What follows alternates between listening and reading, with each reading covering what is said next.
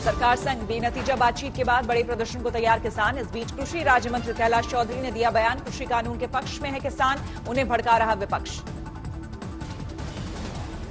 मंत्री कैलाश चौधरी ने कहा, उम्मीद है किसान कोई अशांति फैलाने वाला फैसला नहीं लेंगे। लेकिन जिस तरह से यहाँ पर ये राजनीतिकीकरण किया जा रहा है, तो मैं सोचता हूँ इसके ऊपर किसानों को विचार करना चाहिए और राजनीति के या जो राजनीतिक रोटियां सेक रहे हैं उनके बहकावे में नहीं आना चाहिए। कांग्रेस ने किया किसानों के भारत बंद का समर्थन। 9 दिसंबर को कांग्रेस कार्यकर्ता पार्टी के दफ्तरों पर करेंगे प्रदर्शन। तेलंगाना के सीएम केसीआर भी किसानों के भारत बंद के पक्ष में। कर्नाटक के किसानों ने भी बंद का किया समर्थन। कृषि कानून पर किसानों के साथ सरकार की 5वें दौर की बातचीत भी कल रही बेनतीजा। सरकार ने और वक्त मांगा, 9 दिसंबर को फिर बातचीत। बैठक के बाद बोले किसान नेता, केंद्र सरकार 9 दिसंबर को एक प्रस्ताव भेजने की कह रही है बात। कहा कि आप प्रपोजल बना के भेजो, जो प्रपोजल आएगी हम उस पर विचार करेंगे, फिर आएंगे। तो फिर कहते हैं कि टाइम और बढ़ा दो, तो फिर 3 दिन का टाइम लिया, 9 तारीख को दोबारा मीट करेंगे। सरकार से बातचीत के दौरान एक पन्ने पर हां या ना लिखकर बैठे थे किसान नेता। सरकार से दिखी नाराजगी। ये कह रहे थे भाई आपको किस पॉइंट से प्रॉब्लम है वो बताइए, उसमें हम संशोधन करेंगे। तो हमने कहा कि ये तो हम पिछली मीटिंग में एक एक करके आपको बता चुके हैं कि इस पॉइंट में क्या प्रॉब्लम है, और जब आपके अधिकारी और मंत्री कोई जवाब नहीं दे पाए थे, तो अब की बार इस चर्चा को ज्यादा लंबा मत कीजिए, आप हमें यस और नो में जवाब दीजिए। किसान नेताओं के साथ बैठक के बाद बोले कृषि मंत्री, एमएसपी पर शंका करने की जरूरत नहीं। कृषि मंत्री ने अपनी सरकार में किसानों की बढ़ी आमदनी का किया जिक्र। कहा, मोदी सरकार हमेशा किसानों के साथ। किसान नेताओं से कृषि मंत्री की अपील, कोरोना काल और ठंड में बुजुर्ग और बच्चों को घर भेज दें। छठे दौर की बातचीत से पहले किसानों के बड़े प्रदर्शन की तैयारी। 8 दिसंबर को किसानों ने किया है भारत बंद का ऐलान। किसानों के समर्थन में आगे आने वाले खिलाड़ी कल करेंगे पुरस्कार वापसी। प्रकाश सिंह बादल और सुखदेव सिंह ढींढसा पहले ही वापस कर चुके हैं सरकारी सम्मान।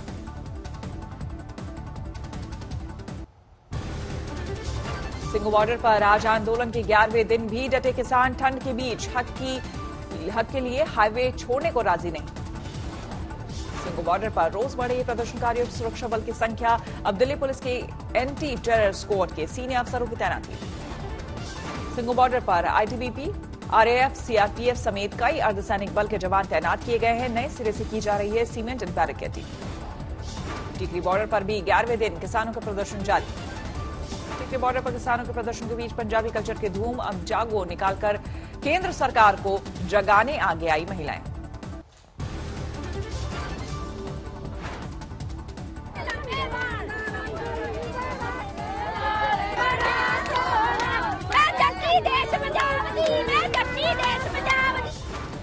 गाजीपुर बॉर्डर पर भी प्रदर्शनकारी किसान मौजूद। सर्द हवा में अलाव के साथ कटी रात।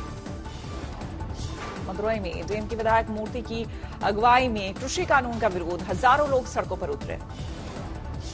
डीएमके कार्यकर्ताओं ने किसानों के समर्थन में ढोल नगाड़े के साथ किया मार्च। शिमला में किसानों के हक में तमाम संगठनों ने बुलंद की आवाज, किया प्रदर्शन। किसानों के समर्थन में शामिल हुए पंजाबी सिंगर और अभिनेता दलजीत दोसांझ सर्दी में किसानों के गर्म कपड़ों के लिए दिए 1 करोड़ रुपए। किसानों के समर्थन में भारतीय परिवहन संघ उतरा। 8 दिसंबर तक हड़ताल का किया ऐलान। किसानों का आंदोलन दूसरे राज्यों में भी फैला। पटना में तेजस्वी यादव का प्रदर्शन। गांधी मैदान में बिना इजाजत धरने पर बैठने की वजह से केस दर्ज। केंद्रीय मंत्री रामदास आठवले ने किसानों का गलतफहमी में आंदोलन करना गलत बताया। कहा, कृषि कानून किसानों के हित में। किसानों के विरोध प्रदर्शन का ट्रांसपोर्टर पर पड़ा बुरा असर। लॉकडाउन के बाद अब रास्ता जाम होने से चौपट हुआ कारोबार। पश्चिम बंगाल में बीजेपी ने शुरू किया घर घर जनसंपर्क अभियान। प्रभारी विजय वर्गीय ने संभाली कमान। सीएम ममता पर जमकर बरसे। अगले साल जनवरी से शरणार्थियों को नागरिकता का दिया भरोसा। कैलाश विजयवर्गीय ने ममता सरकार को तुष्टीकरण और 30% लोगों के संरक्षण वाली बताया। दिया विवादित बयान। कहा, पश्चिम बंगाल में दुर्गा पूजा में दिक्कत, मुहर्रम मनाना आसान। हमारे यहाँ दुर्गा पूजा मनाना कठिन है, मुहर्रम बनाना आसान है। सरकार उनको संरक्षण देती है। कैलाश विजयवर्गीय का आरोप, ममता सरकार मदरसे के मौलवियों को देती है 5,000 रुपए, जबकि मंदिर के पुजारियों को 1,000-1,200 रुपए, वो भी बीजेपी के दबाव में। कैलाश विजयवर्गीय का वार, 9 साल में पश्चिम बंगाल में सोनार बांग्ला नहीं बना सकी ममता, ऐसा बांग्ला बना रही है जहां विदेशी घुसपैठियों की पैठ नष्ट हो रही संस्कृति। पश्चिम बंगाल में बड़ी सीएम ममता की मुसीबत, एक और मंत्री के बगावती तेवर। वन मंत्री राजीव बनर्जी का गंभीर आरोप। ममता के वन मंत्री राजीव बनर्जी का आरोप, टीएमसी में चमचागिरी संस्कृति का है बोलबाला। দেখবেন প্রথম যারা ঝাঁপায় তারা হচ্ছেন পাড়ার ছেলে মেয়েরা, তারা সবার আগে তাদের কাছে সাহায্য সহযোগিতা। आसनसोल के जामग्राम में बीजेपी की रैली के दौरान हंगामा, बमबाजी में कई बीजेपी कार्यकर्ता घायल, टीएमसी कार्यकर्ताओं पर लगा हमले का आरोप। उपद्रवियों ने तमाम वाहनों में लगाई आग, तनावपूर्ण माहौल के बीच बढ़ाई गई सुरक्षा व्यवस्था।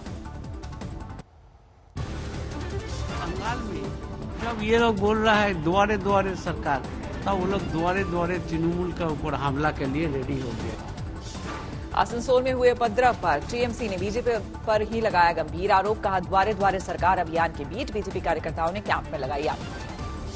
अभिनेत्री और टीएमसी सांसद नुसरत जहां ने संभाली टीएमसी के प्रचार अभियान की कमान, बशीरहाट में द्वारे द्वारे सरकार अभियान से जुड़ी। प्रचार अभियान के दौरान नुसरत जहां ने पुरुषों, महिलाओं, बच्चों से घुल मिलकर की बात, ममता सरकार की योजनाओं का किया बखान, कहा देश में सिर्फ टीएमसी सरकार ही कर रही बेहतर काम। पश्चिम बंगाल के सिलीगुड़ी में गोरखालैंड की फिर उठी मांग, गोरखा जनमुक्ति मोर्चा ने किया प्रदर्शन।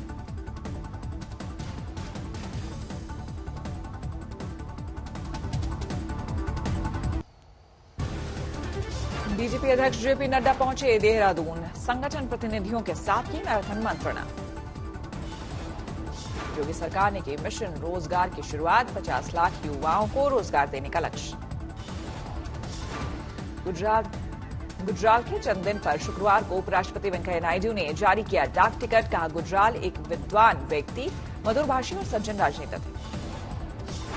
जवानों के आशियाने का सपना पूरा करने में आगे आई श्री सीमेंट कंपनी, शहीदों के लिए नमन हाउसिंग स्कीम।